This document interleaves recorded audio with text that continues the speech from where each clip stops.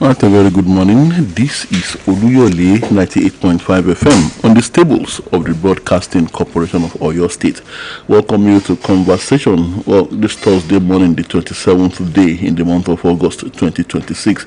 Just in case you are tuning to the program for the very first time, this is where we bring you stories making the major headlines in the dailies.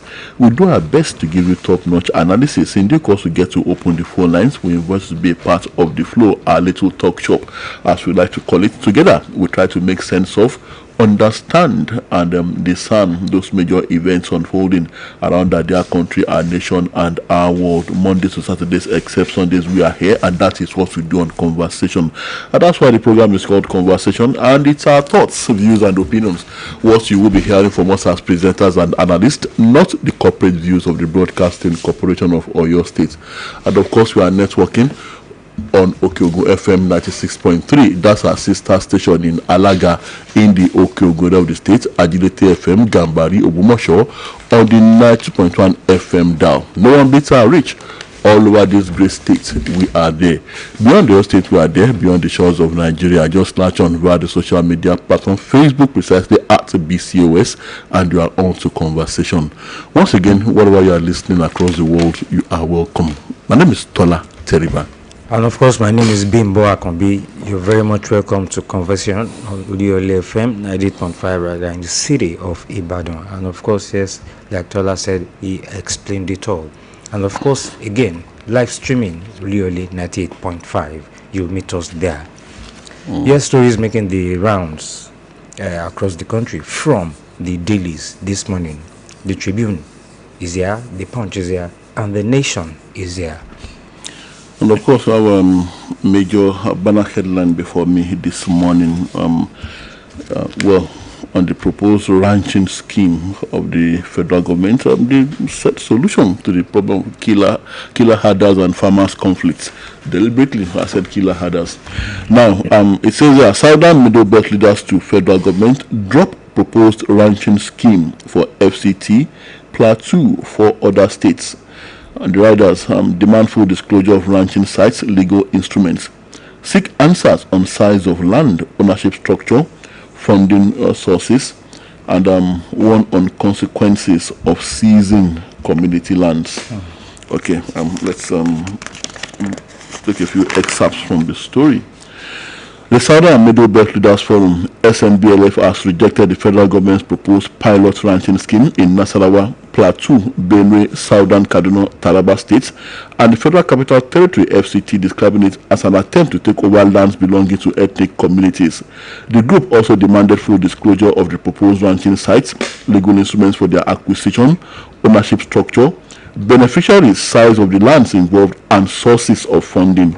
The leaders gave their position in the statement jointly signed by Oba Oladipo Olaitan, leader Afenifere and chairman SNBLF, Dr. Bitrus Pogu, President Middle Belt Forum, Senator John Azuta Mbata, President General Ohaneze Indigbo Worldwide, and Ambassador Godnos Igali, National Chairman, Pan Niger Delta Forum, PANDEF, in Abuja on Wednesday.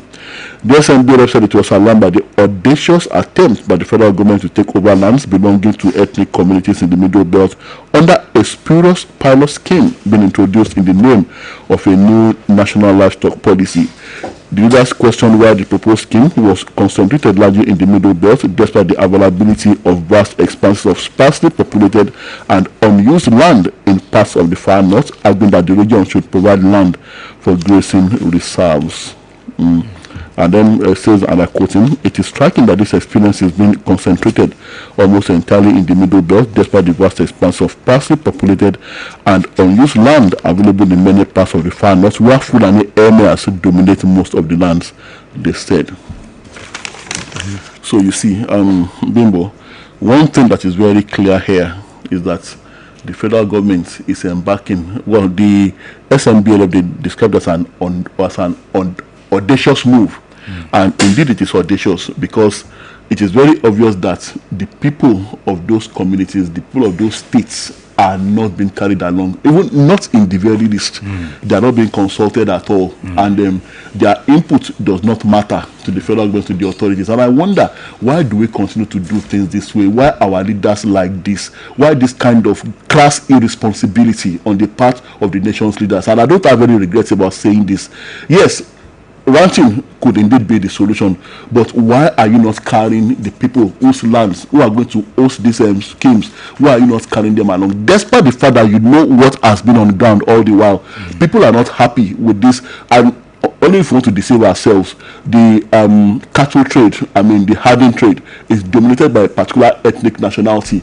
And this ethnic nationality, there's been a problem anywhere they go. The herders among them. Yes, I'm against profiling any particular ethnic nationality, but the herders, that's why I call them killer herders at the beginning.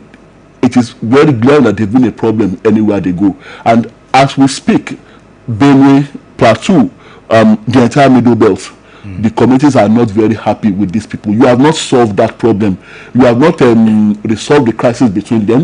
You have not made them to be friends of each other. You have not made them to embrace peace and learn to cohabit in peace. You have not learned to rein in the killer herders. Yes, without carrying along the leaders of these communities, without carrying along these people, you are going on such an elaborate scheme. Look now, they are seeking answers to various questions. The leaders and the people of those host communities, the size of land, ownership structure, funding sources, and let me see. It's full disclosure of the proposed ranching sites, legal instruments for their acquisition, ownership structure, beneficiary size of the lands involved, and sources of funding. They are asking those questions, and you are ignoring them as if they are not even there, as if they don't exist. And like I always say, why must every solution to the problem of killer herders and herders farmers conflicts, why must every solution be tailored in favor of the herders? What about the farmers that are mostly the victims? We keep on acting as if the herders are the victims, whereas they are the aggressors, and that is the truth. So I don't know, but I don't understand. It beats my imagination. Why are you stoking trouble? Why are you looking for trouble? On the part of the federal government. If they go on like this and they go ahead to seize lands and then for the proposed ranching, they are going to create a problem even much worse than what is on ground, because the people of those communities are going to resist. Not all of them are going to remain docile. They are already very angry. It's like you have a keg of gunpowder and you want to light a match. That is exactly what the federal government is doing, and they are not seeing this. Even the governors of those states, why are they so irresponsibly quiet? The only person that has been speaking out is Governor Alia. The Reverend Father, that has been speaking of that. Yes. He's not going to cede any inch of land. And not that there's much he can do. The most he can do is to go to court. And then he will have his, the leaders of his state, the community leaders behind him. So I don't know. I feel so angry about this. Yes, you will feel angry. I too, I feel angry. You talked about the governors. They are not talking. What about the local government chairmen? They are not talking too. And because they are in the pockets of the governors. Of the governors, yes. And you see, there was a time that this idea came up during the first time of late President Muhammadu Buhari, that is talking about Ruga also. I think it did not work. I don't know why this kind of ranching idea will not work in Nigeria. I will say will not. I won't say cannot. Will not work in Nigeria. It will not. It can work. It's the way they are going about it. That is what I'm saying. We'll take a short break now. We'll be back. She woman talk and do governor. Any man talk and do governor. Governor Ṣèyí Mákindé, gómìnà Toyota. Ṣèyí o, ọmọ bàbá àtìsà. Ọ̀yọ́ kò ló fẹ́. TS Charity Ṣèyí o, ọmọ bàbá àtìsà. Gómìnà tiwa ní ìyẹn nípínlẹ̀ Ọ̀yọ́. Tọ́kàndú gọ́gọ́ kan tí mo mọ̀. Ṣèyí ọmọ Mákindé, gómìnà Toyota. Ẹ wò ó, Ṣèyí ti Ṣèyí o, ọmọ bàbá àtìsà. Gómìnà tiwa ní ìyẹn nípínlẹ̀ Ọ̀yọ́. Tọ́kàndú gọ́gọ́ kan tí mo mọ̀. Ṣèyí ọmọ Mákindé, gómìnà Toyota. Káwí bẹ́ẹ̀. bẹ́ẹ̀ ká ṣe bẹ́ẹ̀ òun ni iyì ọmọ ènìyàn iyì ọmọ ènìyàn nìkan tó wá kọ́ òun là ń pè ní olóòótọ́ ènìyàn bóyá tàbí ṣùgbọ́n kọ́mọ̀ ó ti rí bẹ́ẹ̀ ni gbogbo ojú ti rí bí ọlọ́lá jùlọ gómìnà tiwa ẹnjiníà Olúṣèyí Mákindé gómìnà tó dúró tán ṣe mú bàálù ológun èyí tí a mọ̀ sí surveillance aircraft wọ ìpínlẹ̀ Ọ̀yọ́ wá eléyìí tó jẹ́ ìkan pàtàkì lára àwọn ìlérí tí gómìnà Ṣèyí Mákindé ti ṣe fún wa ní ìpínlẹ̀ Ọ̀yọ́ ìdí wá nìyí o tí iléeṣẹ́ rédíò àti tẹlifíṣàn ti ìpínlẹ̀ Ọ̀yọ́ BCOS ilé akéde ṣe ń gbé òṣùbàràbàǹdẹ̀ fún gómìnà tiwa ní ti jíjẹ́ olóòótọ́ ènìyàn àti fífi tọmọnìyàn ṣe ní ti ìlérí tí wọ́n ṣe ní ti ètò ẹ̀kọ́ ọ̀fẹ́ tí kò mẹ́rí ni ká sọ ni àbí ti sísan owó àwọn òṣìṣẹ́ lásìkò àti àwọn òṣìṣẹ́ fẹ̀yìntì bẹ́ẹ̀ ni sísọ ìgbẹ́dìgboro kò gbẹ́yìn àti ètò ààbò àti bẹ́ẹ̀ bẹ́ẹ̀ lọ ṣe ti wá rí wíbẹ̀ ṣe bẹ́ẹ̀ ni gómìnà Ṣèyí Mákindé wò ó ti gbayì jùjọ gọ́vnà tọ́kàndù Ṣèyí Mákindé ṣe bẹbẹ lọ́yọ́ o ó ṣe bẹbẹ.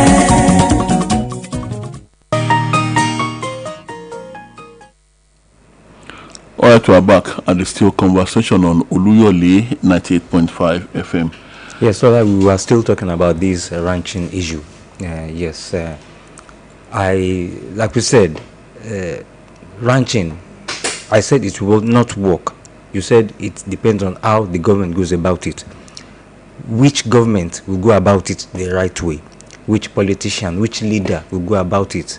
This ranching issue will go about the right way, because like Big Daddy said just now, he said one politician, and Tola too, you always say it, they just wake up one day with some maybe 2 or 3 people, and in about 3 hours they will just churn out one policy or one idea, and it will just generate very serious controversies, and will put Nigerians in precarious situations.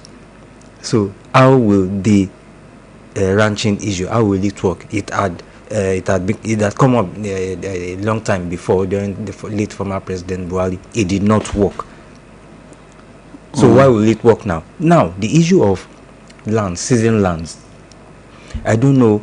It is it will be very wrong to start season lands. That is a part of what might cause problems. Yes, problems.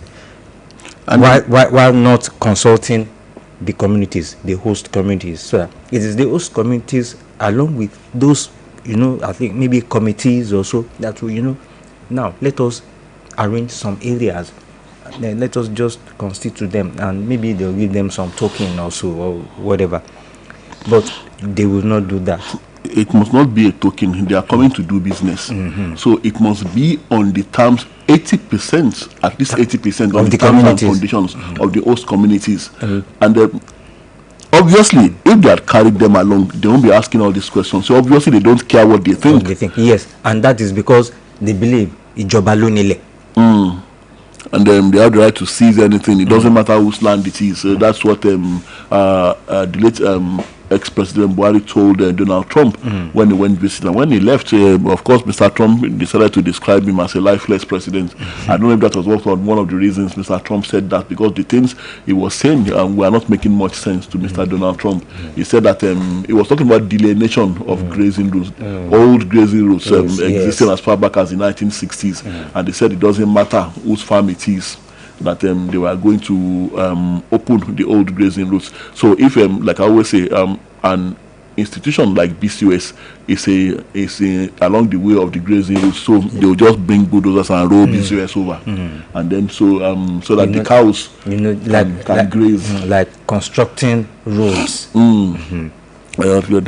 So I like I said, I do not understand, and such attitude, such behavior on the part of the federal authorities gives fuel to the paltry allegations that some people might be more interested in how to line their pockets regarding these projects. Of course, it's going to attract a lot of funding, and of course, it's again some will see it as part of the national cake. So their forks and knives are at the ready to carve out their own big pieces, and that is why they wouldn't care whatever crisis they cause, whatever increased bloodletting. As we speak, people from many of these communities some communities have been wiped out completely, and the herders have taken over, and a lot of people from these communities are in IDP camps where they are living in squalor and in penury, and right in front of their eyes you turn that land from where they were driven away, you turn them into ranches, and without trying to settle whatever rift between them and their attackers.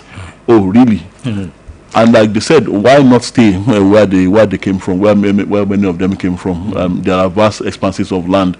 Of course, when you go to northern Nigeria, you see vast expanses of land. The northern governors are very much interested in agriculture, unlike our own governors here.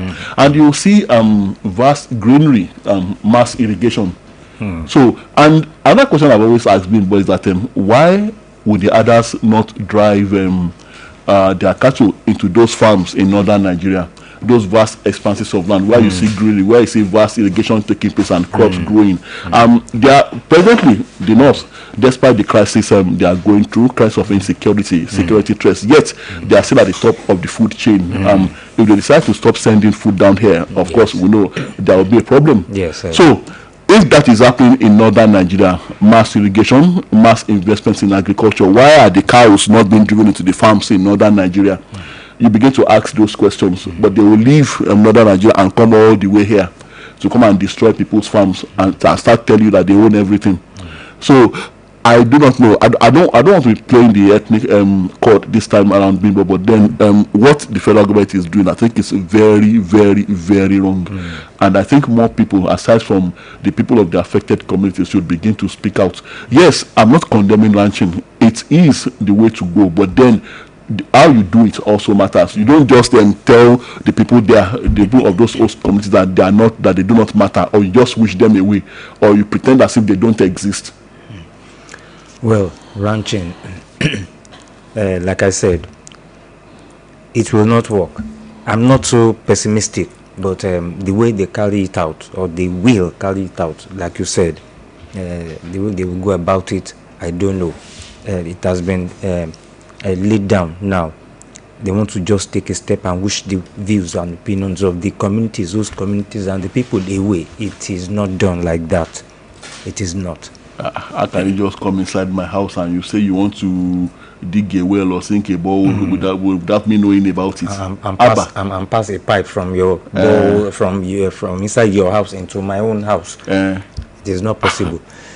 Yes, to some other stories here now. Talking about, former Vice President Atiku Abubakar is again in the news and is firing and challenging President Bola Ahmed Tinubu. Now, I think there was an allegation alleged against Atiku Abubakar. Is reacting now by is reacting to that allegation by the federal government.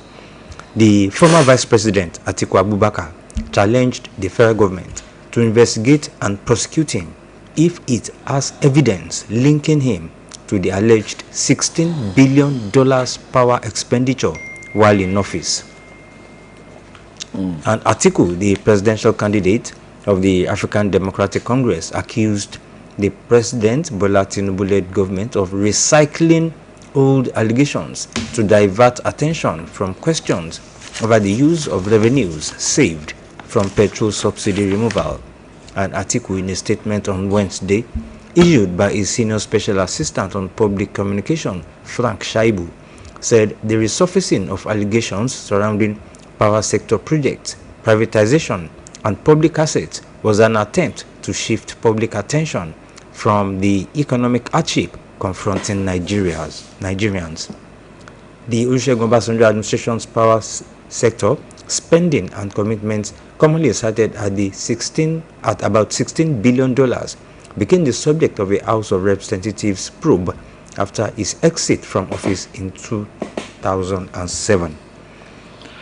Why is Alhaji Atiku Abubakar fretting over what he called the recycling of old allegations? He has also been recycling that old is allegations. it. That is what I'm about to say. So he has been trying to open up the drug issue in the United States, and he has also what was that other matter that he was trying to? I think the dual citizenship also. Dual citizenship, the issue of age or whatever. Yes. He has been trying to open all that up. So of course he doesn't expect the ruling party to fold its arms and keep quiet, and they will also be digging into his past too. They'll be looking for filth on his own rump as well, and then rightly he should answer those questions too, just as he's expecting the APC and Mr. President to answer questions as to the allegations he has been leveling against them. It's election time, and it's time for a fight again. It's time for mudslinging, and we are not surprised as Nigerians. I'm even surprised that the petroleum sector is not mentioned there.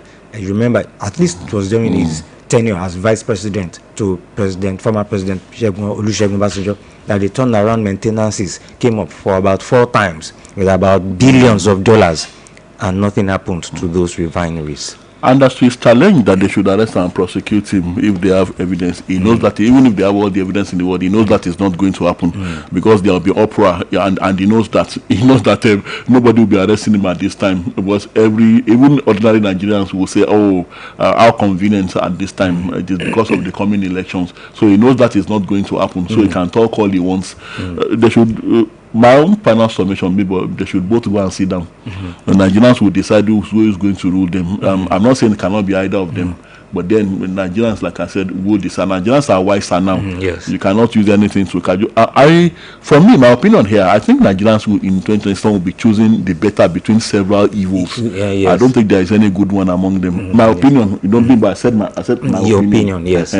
So I think Nigerians will be choosing the better of several evils, and who that better is going to be, myself, I do not know yet. That is to tell you that I do not even know who among them I prefer of all the evils that we have on the table.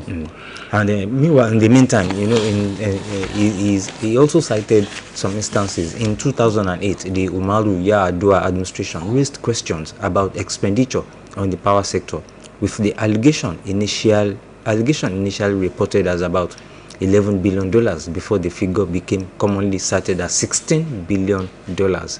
And in his defense, Obasanjo cited an EFCC investigation and a presidential review process, arguing that these had undermined the allegation that $16 billion had simply been squandered. Just check out that word, simply been squandered. $16 billion. But well, I'm still on Atiku and the presidency. It says subsidy regime, Atiku's confusion difficult to ignore. That's coming from the presidency. Insists ADC presidential candidate lacks basic understanding of economy. Oh, okay. So let's say just as we all Nigerians lack a basic understanding as to why we have continued to suffer, despite the promises made that there will be relief at the end of the supposed to be short-lived birth pains. Okay, let's see. The presidency has accused the African Democratic Congress presidential candidate Atiku Abubakar of simply playing politics with the temporary discomfort. With the temporary discomfort. 4 years is temporary. With the temporary discomfort Nigerians face over the removal of the subsidy regime by the present administration.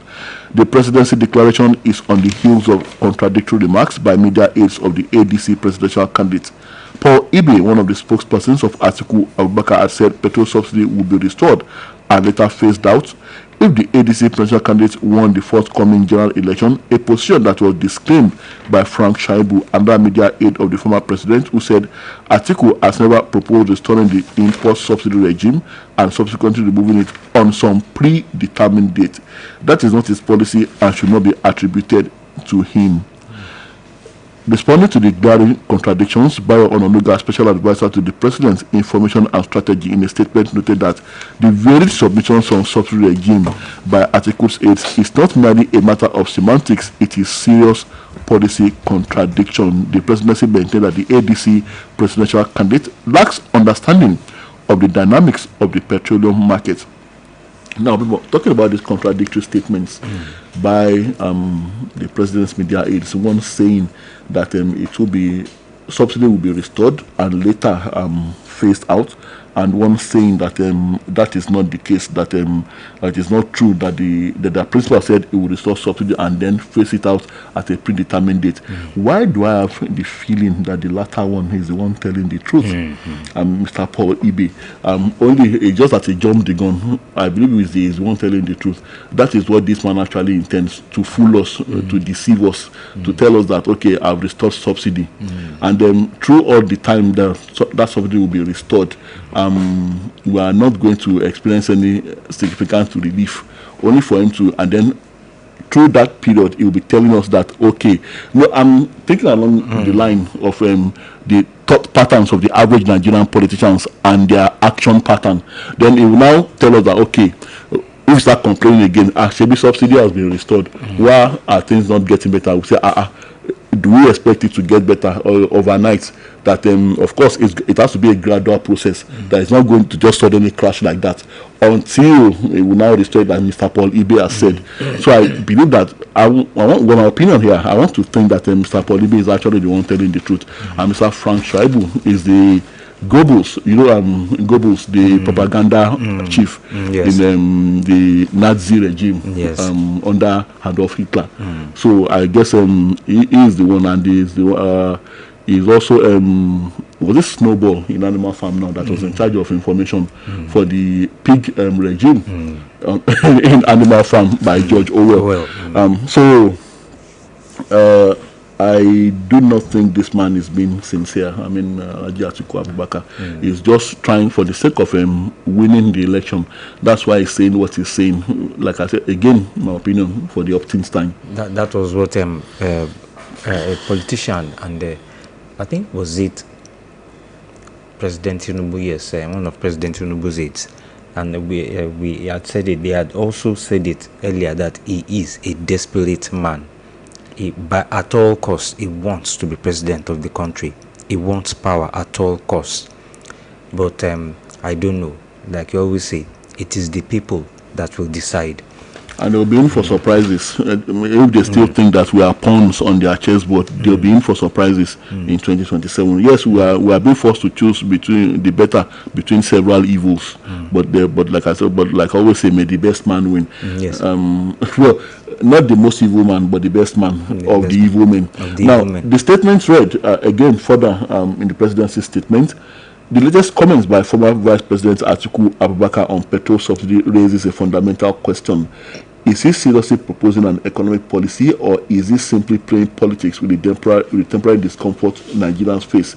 Within a week, Nigerians have heard 3 different explanations of what an Atiku administration would do about petrol subsidy. The confusion has now become impossible to ignore. First, Atiku spokesperson Paul Ibe said Atiku will restore petrol subsidy if elected president, and later phase it out. Ibe described it as a temporary intervention intended to give Nigerians and businesses room to cover. Then came a clarification from another senior aide, Frank Shaibu, who said Ibe's statement was an unauthorized and misleading characterization of Atiku's position. Why is Mr. Ibe still with them? He should have sacked them immediately. Yes, and well, that means they do not know what they are doing. Yes. Now, in the meantime, well, the IPMAN is reacting. The association, the Independent Petroleum Marketers Association, said Atiku's proposal was similar to dragging the country back to the Stone Age, referencing the gradual process and stability the country has attained sequel to the tough decision to remove petrol subsidy.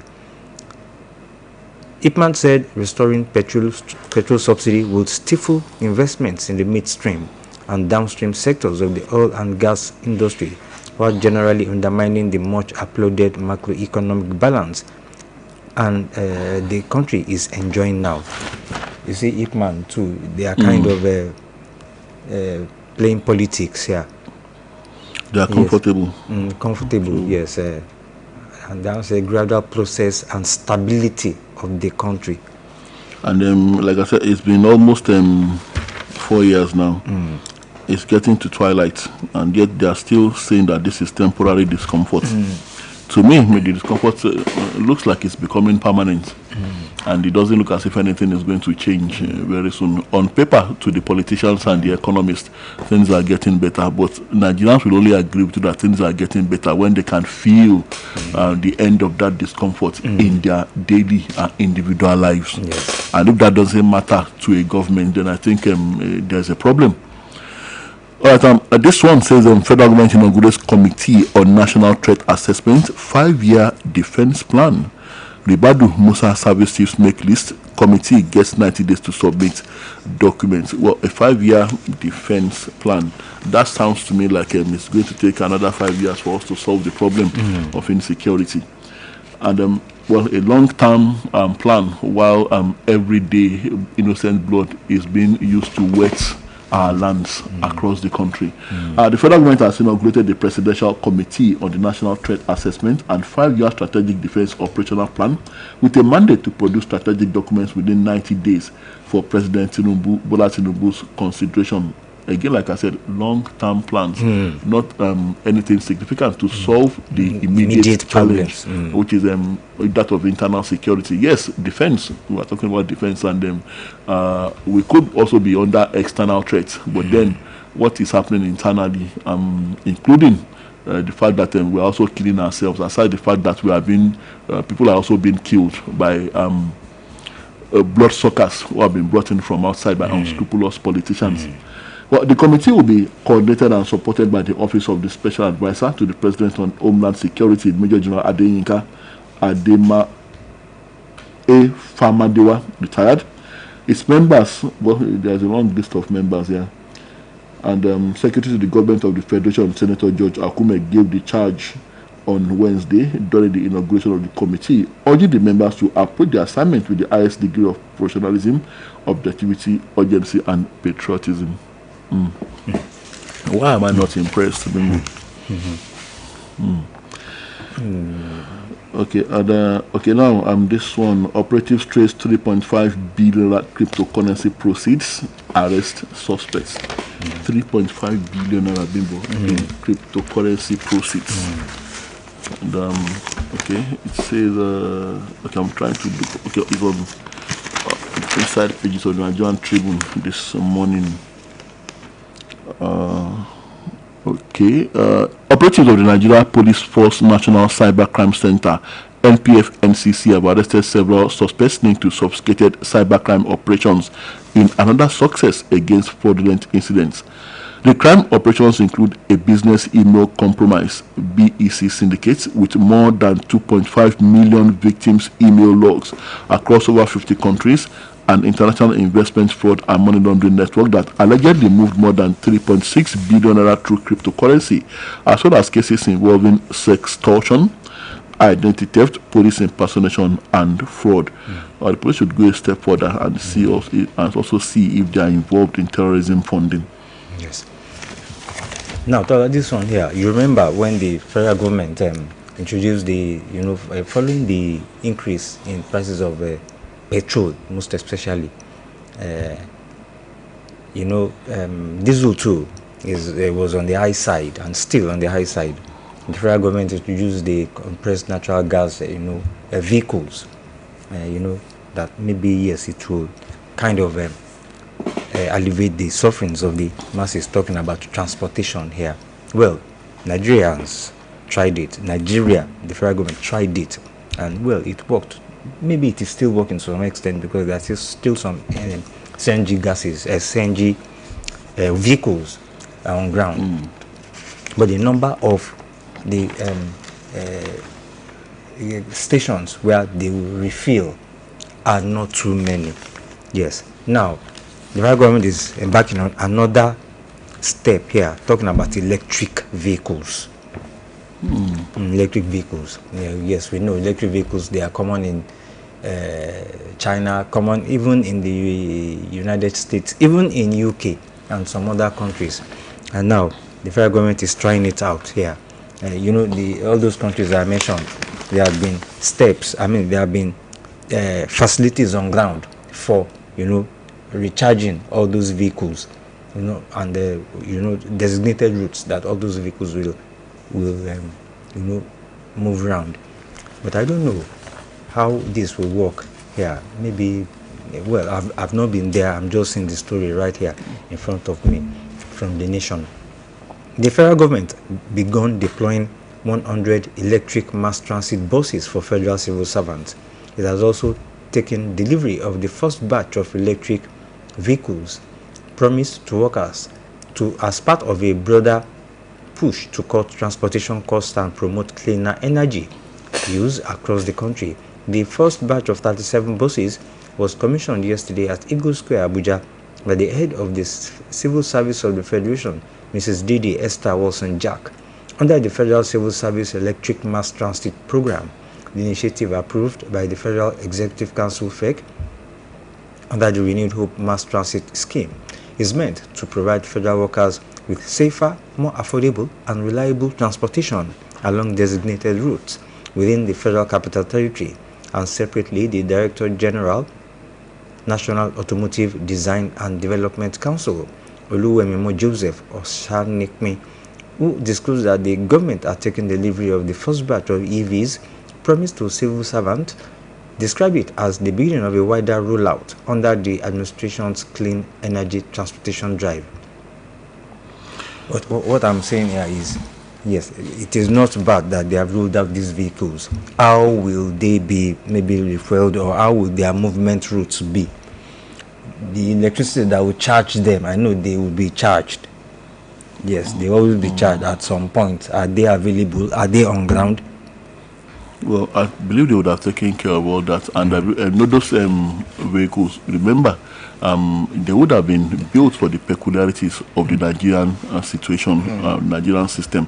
Remember, once upon a time when we had them, when Nigeria was still okay, a bit okay, and we had the assembly plants, vehicle assembly plants all over the place. Where there was a particular brand of vehicle where when you go and get it from the place where it is assembled, and then you are doing it on the road, behind on the back windshield you see built for Nigerian roads. You remember? Yes, yes. So of course this electric castle will be built for the Nigerian system. So your worries about how they are going to get charged and all that, there might be power stations. But what I'm saying this for the opportune time, talking about clean and alternative energy, why are the governors so uninterested in these things? CNG, yes, for example. I mean, if the government is doing what it can regarding this, but why are the state governors not complementing the efforts of the federal government?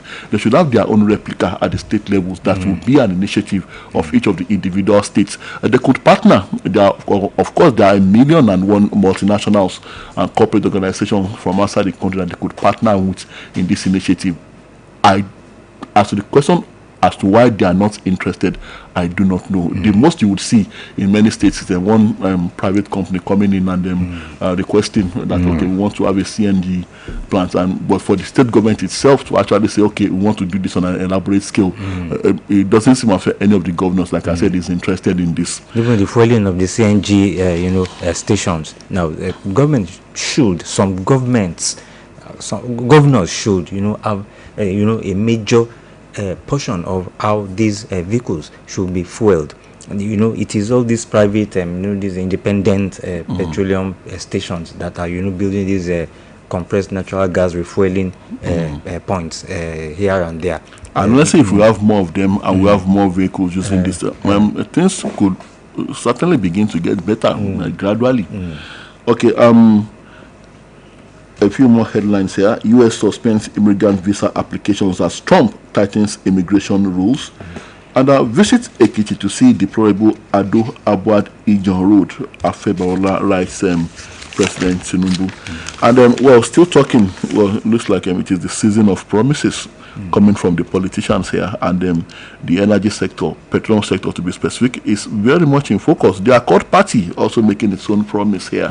605 naira per litre is our starting sustainable price for petrol, says Benga Ashim, and it says previous subsidy claim was accounting magic. Insists petrol could eventually fall to 200 naira without reducing government revenue. What would they not promise? Well, presidential candidate of Accord, Dr. Benga Olawepo Ashima, said Nigerians should not have to pay more than 605 naira per litre for petrol under an Accord administration, arguing that the price could eventually fall to as low as 200 naira per litre if Nigeria gets its production cost and exchange rate right. Hashim said the proposed price would represent a starting sustainable price, not an artificially subsidized price, and insisted that the reduction would not come at the expense of government revenue or Federation Account Allocation Committee. Now I'm trying to fast forward to see whether it tells us how it's going to achieve this. And okay, he said the key to achieving the price was not another opaque subsidy regime, but a fundamental correction of what he described as Nigeria's distorted petroleum cost and accounting structure. Oh, he seems to be talking about accountability. Hashim, who has consistently opposed the removal of petroleum subsidy, at least he has been consistent, described the previous justification for subsidy removal as accounting magic, arguing that Nigerians must first establish the genuine cost of producing, refining, transporting, and distributing petrol before declaring that government is subsidizing consumers.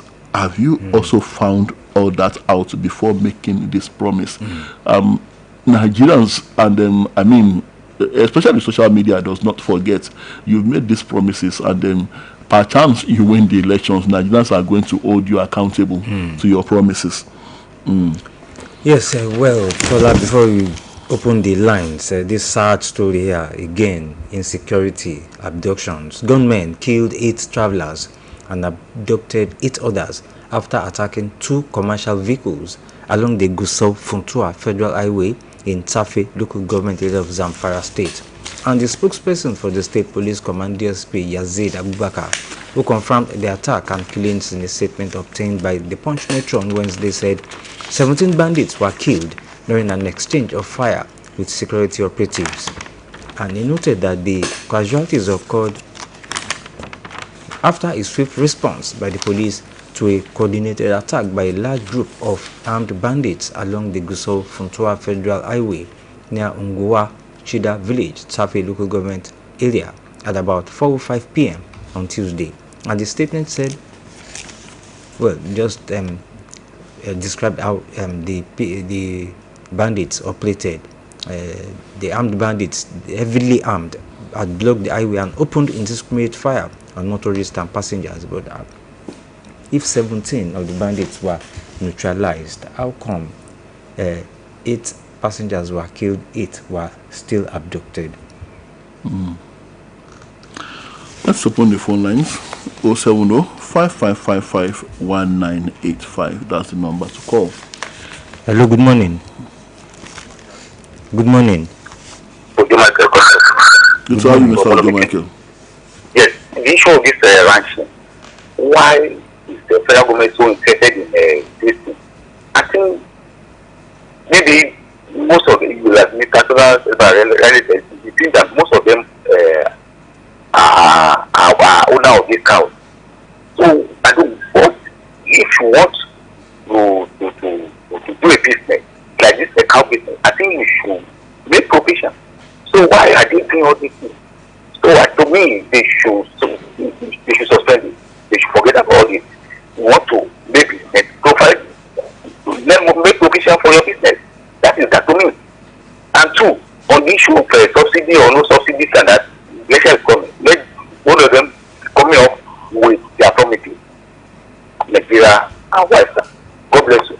Have a nice talk. Well, thank you very much. Joe Michael. G100 Labour Party presidential candidate Okereke rejects anti-Tinubu consensus. Says opposition parties should offer Nigerians policy alternatives. Okay, the group that wants to unseat Nigerians are not even giving much thought to them. Yes. Okay. APM moves to reconcile members, unite Oyo structure ahead of 2027. And Oyo government mourns former SSG Olajide Alhaji Abdul Wahid Akin Olajide. God rest his soul. Yes, amen. Hello, good morning. Hello, good morning. Good morning. Hello, good morning. Good morning. Good morning. I can be admired from you. Good to have you, sir. I would like to start where my dear brother, Professor Kola Kariba ended, regarding those politicians making promises. The Bible says Every non-proclaimed group of his own, but a righteous man who can shoot. Let them continue on. Give them what they can make. Continue building their castles in the air. I love the words you said. The end will justify the means. As for the electric cars being proposed for the civil servant, there is nothing wrong in it. I like it. I always like to advocate for the good life of these civil servants because they are the most people suffering in this country. There is nothing wrong about it. I love it. But it will be okay. If there is no one tied to it, good morning. All right, thank you. Mr. Akobi Adebayo from Iwo. 070-5555-1985. Hello, good morning. Good morning, Mr. Good morning. Good to have you, comrade. Yes, as much as I am always interested and believe in the policies of this present government, I am opposing that of this morning. At all, I don't even support it. And I'm sure that one is not going to work. So thank God that people that matters have gathered together, especially the middle belt. It was the plan of those Fulani to occupy Nigeria as a whole. That's the truth, that's the reality. We may be dodging it. That's the reality. So, and you raise a very valid question that why don't they do it in the north, where the Fulani reside? They believe, yes, they have already conquered the north, and they want to progress. So, and there's no way they can progress to the west, not only than to first conquer the middle belt. So that has been the game, and I'm sure the president himself will know about all those games. So it is all going to work. Those people will not keep quiet. So, secondly, about electric cars, about making facilities where they will charge and all this, and that you've also answered it, that in the only days when they make cars, they will say, made for Nigerian road. They already, there have been electric bikes, even in this Ibadan, plenty of them. People are already using it. So once they are using that and it's successful, so the electric car will also be successful. So then those promises 620 petrol price. I'm at the well, thank God you've said it is true. But Nigeria is already white star. So we should forget all those fake promises. And I'm at your subsidy. I'm at saying today. I want that better. I told you about it. So all those nonsense we have been over that. We have grown us such fake promises. Thank you. All right, thank you very much. An Ibadan study says boys face higher blood pressure risk as diet fails to explain childhood hypertension. And that is actually on the rise, Bimbo. Children having high blood pressure. Yes. Hello, good morning. Good morning, Mr. Becker. Good morning. Jide from Panama.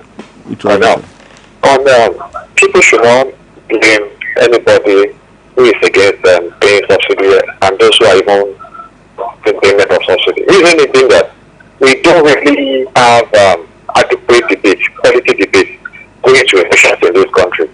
You see, in the US, even in their political party primary, they always have debate. Debate will now come.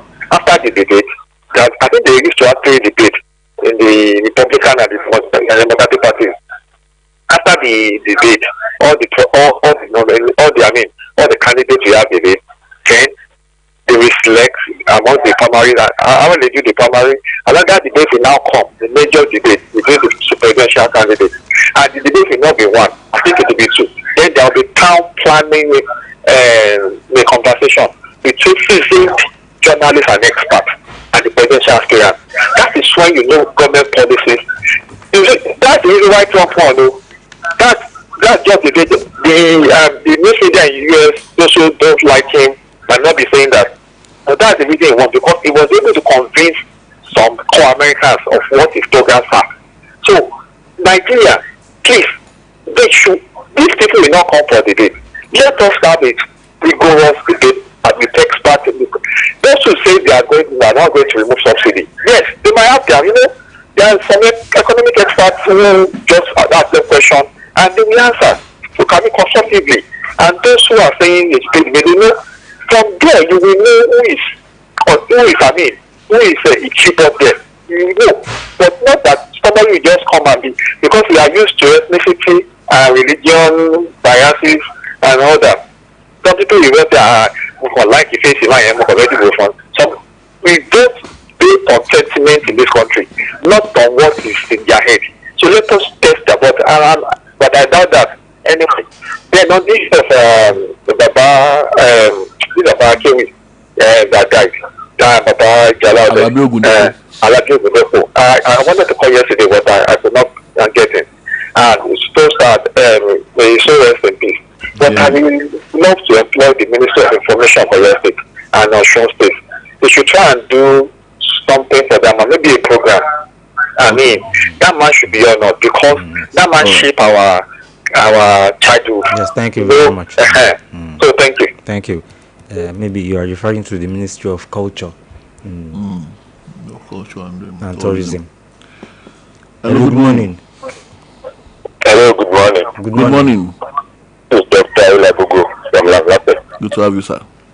We shall continue to see something about subsidy. You know, the house has been decided. Many people support it, while many people are against it. But the bone of contention is that the article man that said he will at least reduce subsidy. People will have some people who have concern for him, who appreciate him. But the bone of contention is that there are two partners questions to be asked. One, if it is at all that we are gaining from the subsidy, why is it that many people are still complaining bitterly about the abject thing of abject poverty in the country? Then secondly, why is it that the policy of the government does not reach the common people in the street? And that is why many people are saying as they are crying out. So, then thirdly, let me ask you this.